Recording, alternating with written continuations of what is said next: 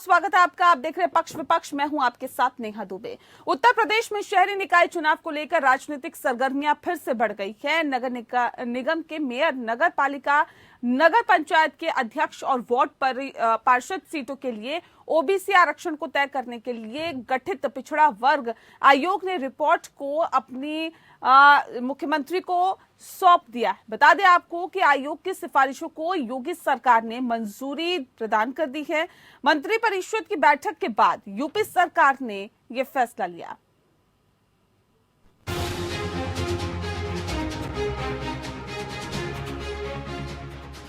उत्तर प्रदेश के शहरी निकाय चुनाव को लेकर राजनीतिक सरगर्मियां फिर से बढ़ गई हैं। नगर निगम के मेयर, नगर पालिका, नगर पंचायत के अध्यक्ष और वार्ड पार्षद सीटों के लिए ओबीसी आरक्षण को तय करने के लिए गठित पिछड़ा वर्ग ओबीसी आयोग ने गुरुवार को अपनी रिपोर्ट मुख्यमंत्री योगी आदित्यनाथ को सौंप दी है। अब इस रिपोर्ट को शुक्रवार को होने वाली कैबिनेट में मंजूरी दी जा सकती है। ऐसे में आयोग रिपोर्ट के आधार पर निकाय चुनाव में पिछड़े वर्ग के लिए सीट का आरक्षण नए सिरे से तय किया जाएगा, जिसके चलते पूर्व में जारी आरक्षण सूची में बड़ा उलटफेर हो सकता है। यूपी निकाय चुनाव के लिए जारी आरक्षण सूची पर आपत्ति जताते हुए तमाम लोगों ने अदालत में याचिका दाखिल की थी। हाईकोर्ट ने सुनवाई करते हुए बिना आरक्षण के ही चुनाव कराने के निर्देश दिए थे। इसके बाद विपक्षी दलों ने योगी सरकार को ओबीसी विरोधी बताते हुए हमला बोल दिया। हाईकोर्ट के फैसले के खिलाफ योगी आदित्यनाथ के नेतृत्व वाली यूपी सरकार ने सुप्रीम कोर्ट में हाईकोर्ट के आदेश को चुनौती दी थी। सुप्रीम कोर्ट ने सरकार को ओबीसी आयोग का गठन करके 31 मार्च 2023 तक जिले का सर्वे कराकर रिपोर्ट तैयार करने के निर्देश दिए थे। सरकार ने दिसंबर 2022 को हाईकोर्ट के जस्टिस रहे राम अवतार सिंह की अध्यक्षता में 5 सदस्यीय ओबीसी आयोग का गठन किया था। ओबीसी आयोग ने यूपी के सभी 75 जिलों में जाकर पिछड़े वर्ग की आबादी का सर्वे करने के साथ ही रैपिड सर्वे में दिखाए गए पिछड़ी जाति के आंकड़ों, पूर्व में शासन की ओर से जारी आरक्षण सूची, चक्रानुक्रम प्रक्रिया का परीक्षण किया। ओबीसी आयोग ने अपनी रिपोर्ट तैयार की और उसे गुरुवार को मुख्यमंत्री योगी आदित्यनाथ को सौंप दिया। अब ओबीसी आयोग की इस रिपोर्ट के आधार पर निकाय चुनाव में पिछड़ा वर्ग के लिए सीटें आरक्षित की जाएंगी। सीट आरक्षण को अंतिम रूप देने से पहले योगी सरकार को ओबीसी आयोग की रिपोर्ट के संबंध में सुप्रीम कोर्ट को भी जानकारी देनी होगी।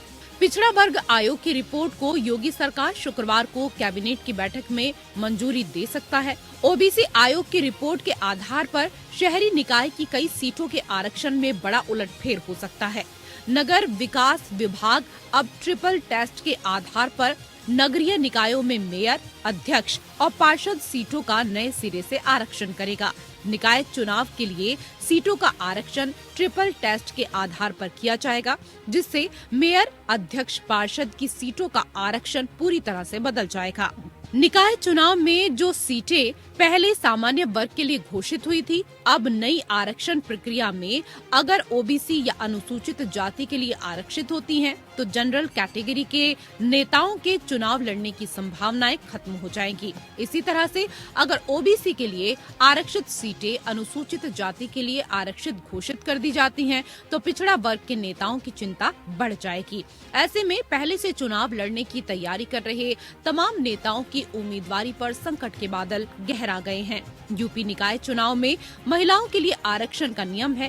पहले से महिला के लिए आरक्षित की गई सीटें जनरल या फिर एससी ओबीसी के लिए घोषित की जाती हैं, तो उस सीट पर तैयारी करने वाली महिलाओं के लिए बड़ा झटका होगा। और मुझे लगता है कि समाजवादी पार्टी ने ओबीसी वर्ग की जो लड़ाई को ईमानदारी से लड़ा, चाहे वो सड़क हो, चाहे सदन हो, माननीय अखिलेश यादव जी के नेतृत्व में हम लोगों ने उस लड़ाई को लड़ने का काम करा और हम लोग न्यायालय भी गए हैं। आज हम पूरी उम्मीद है कि ओबीसी वर्ग, पिछड़ा वर्ग और जितना हमारा एससी वर्ग है, सबको न्याय मिलेगा और इनकी आदिवासी समाज को की लड़ाई को हम लोग ओबीसी समाज की लड़ाई को लगातार माननीय अखिलेश यादव जी के नेतृत्व में आगे भी लड़ते रहेंगे। बता दें कि योगी सरकार ने दिसंबर 2022 में यूपी के निकाय चुनाव के लिए आरक्षण सूची जारी की थी। सूबे के 17 नगर निगम के मेयर चुनाव के लिए लखनऊ, कानपुर, बरेली, शाहजहांपुर, गोरखपुर और फिरोजाबाद सीट अनारक्षित थी। आगरा अनुसूचित जाति की महिला और झांसी नगर निगम के मेयर का पद अनुसूचित जाति के लिए आरक्षित था। मथुरा और अलीगढ़ अन्य पिछड़ा वर्ग महिला, मेरठ और प्रयागराज अन्य पिछड़ा वर्ग के लिए रिजर्व की गई थी। अयोध्या, सहारनपुर और मुरादाबाद सीट महिला के लिए आरक्षित की गई थी। ऐसे ही नगर पालिका और नगर पंचायत अध्यक्ष पद की सीटों के साथ ही वार्ड पार्षद के लिए भी आरक्षण सूची जारी कर दी गई थी। ओबीसी आयोग की रिपोर्ट के बाद आरक्षण लिस्ट में बड़ा उलटफेर तय माना जा रहा है। बता दें कि सुप्रीम कोर्ट ने साल 2010 में ट्रिपल टेस्ट के आधार पर निकाय सीटों के आरक्षण की व्यवस्था दी थी। उत्तर प्रदेश में इसके बाद साल 2012 और 2017 में पुरानी व्यवस्था के आधार पर ही निकाय चुनाव हुए थे। अब ट्रिपल टेस्ट की व्यवस्था के लागू होने पर नगर विकास विभाग द्वारा जारी दोनों आरक्षण शून्य मान लिए जाएंगे।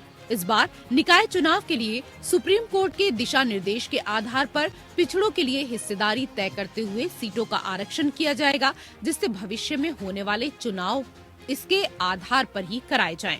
आरक्षण का निर्धारण करने से पहले नगर विकास विभाग आयोग की रिपोर्ट के संबंध में सुप्रीम कोर्ट को अवगत कराएगा। सुप्रीम कोर्ट ने राज्य सरकार को 31 मार्च तक का समय दिया था, लेकिन आयोग ने उससे पहले ही योगी सरकार को अपनी रिपोर्ट सौंप दी है।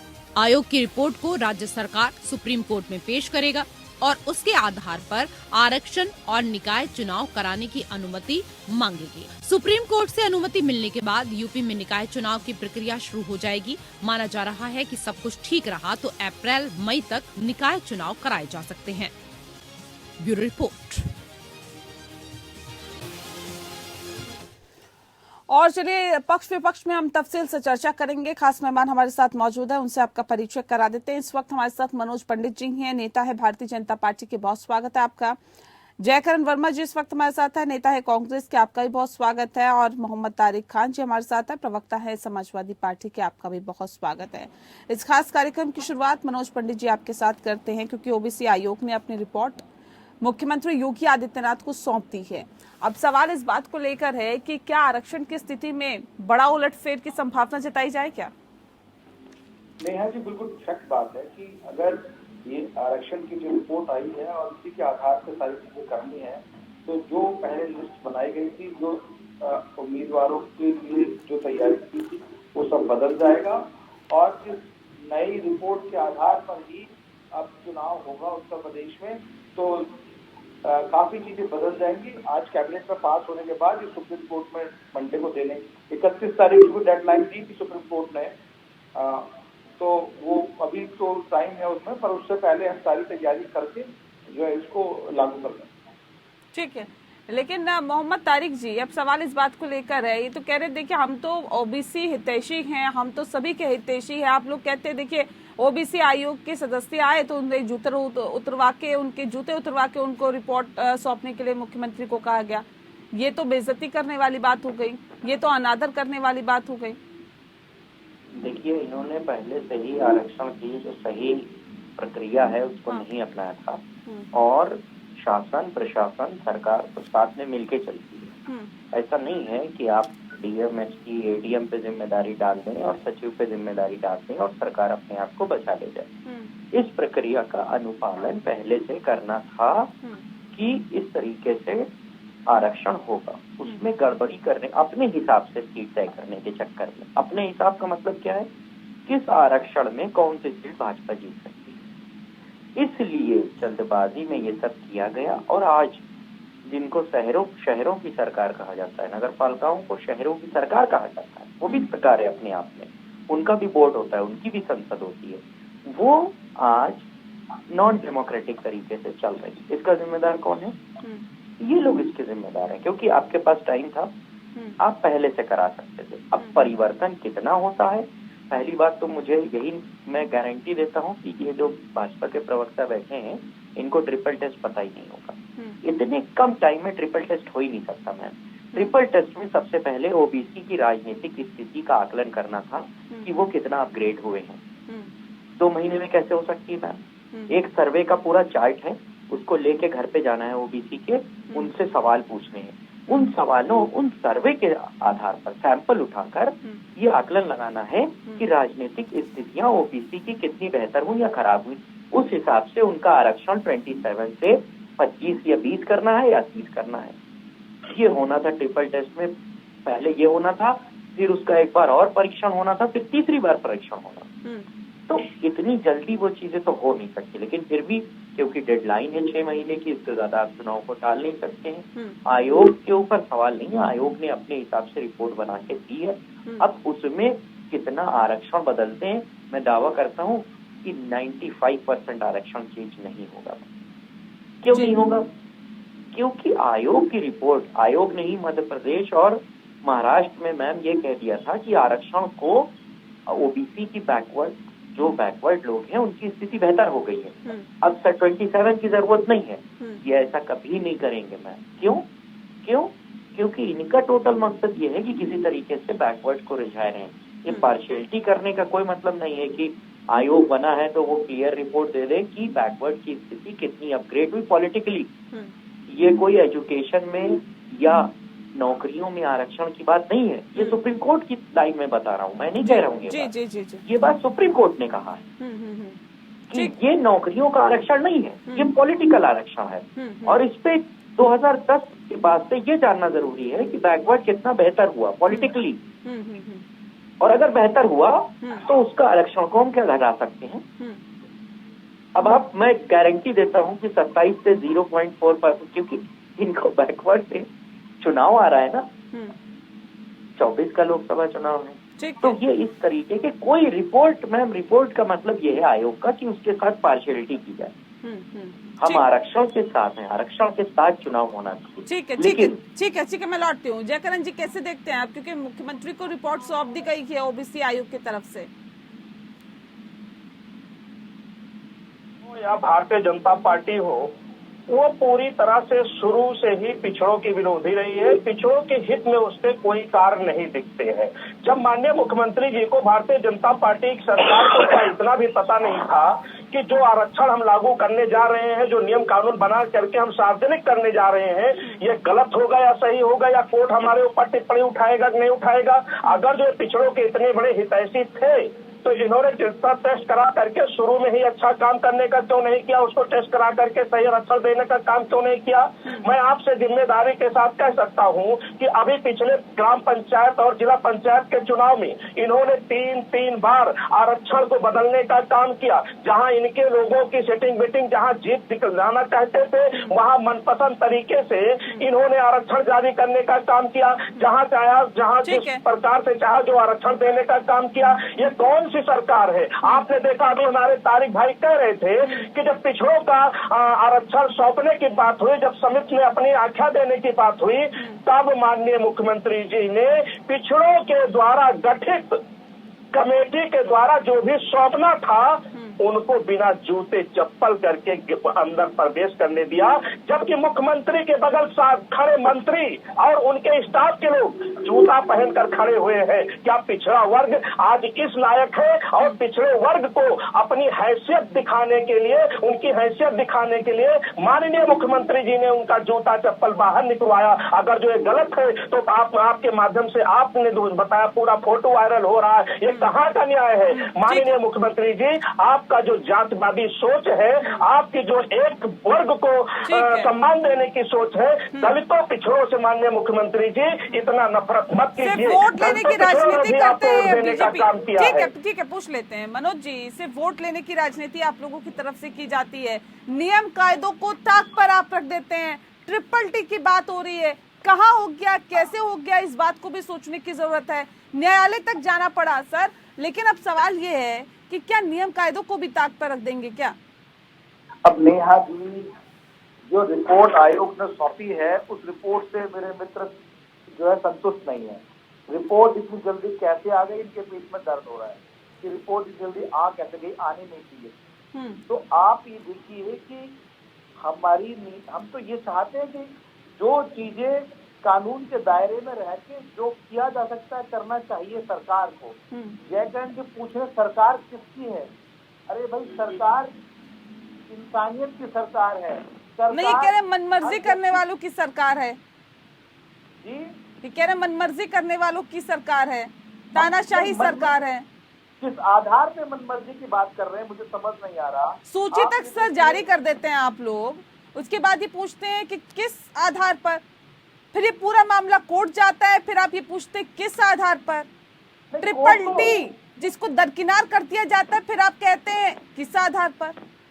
नहीं, अगर चुनाव ना कराया जाता टाइम से तो ये क्या कहते हैं, टाइम से चुनाव नहीं करा रहे हैं, डरे हुए हैं, ये विपक्ष से डर गए हैं, इसलिए चुनाव नहीं करा रहे।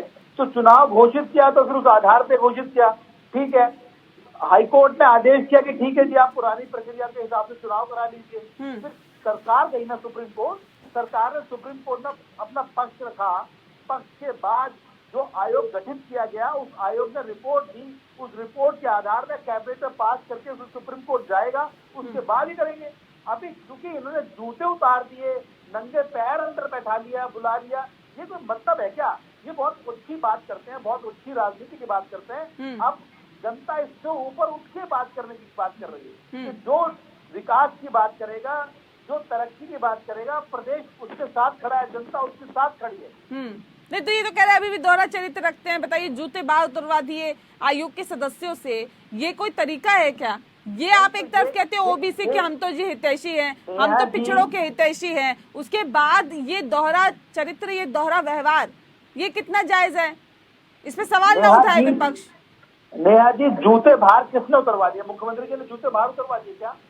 आप ये देखिए कि उनके अब उन्होंने क्यों उतारे जूते बाहर या क्या कारण रहा उसका, ये तो एक विषय है। पर लेकिन आप कहोगे कि जूते बाहर उतरवा दिए, मुख्यमंत्री जी ने कहा था जूते बाहर उतार के आइए आप अंदर। आप हम लोग सबके विकास की बात करते हैं। अगर यही चीज करनी होती तो हम पुराने पैटर्न में चुनाव करा देते, काम खत्म हो जाता। पर लेकिन अब चूंकि नया सिस्टम आ गया, नई आयोग की रिपोर्ट आ गई, उस रिपोर्ट के आधार पर जो लोग थे उस चुनाव के लिए नई प्रक्रिया होने के बाद चुनाव होगा। तो ये सब बेकार की बातें, इनके पास कोई मुद्दा नहीं है और बिना मुद्दे के जो नई चीजें उठा के लाते हैं उस हिसाब से करते हैं। ठीक है, चीजें चलने वाली नहीं है नेहा जी। कि निकाय चुनाव आरक्षण के रोटेशन में 20 से 30 साल से गड़बड़ियां थी। ओबीसी कमीशन अध्यक्ष ने खुद इस बात का खुलासा किया है कि कई गड़बड़ियां थी जिनको दूर करने की जरूरत है। हालांकि अभी एक दूसरे पे आरोप और प्रत्यारोप भी शुरू हो गए हैं, लेकिन इस बात से भी इनकार नहीं किया जा सकता कि देखिए गड़बड़ियां तो पहले से ही थी।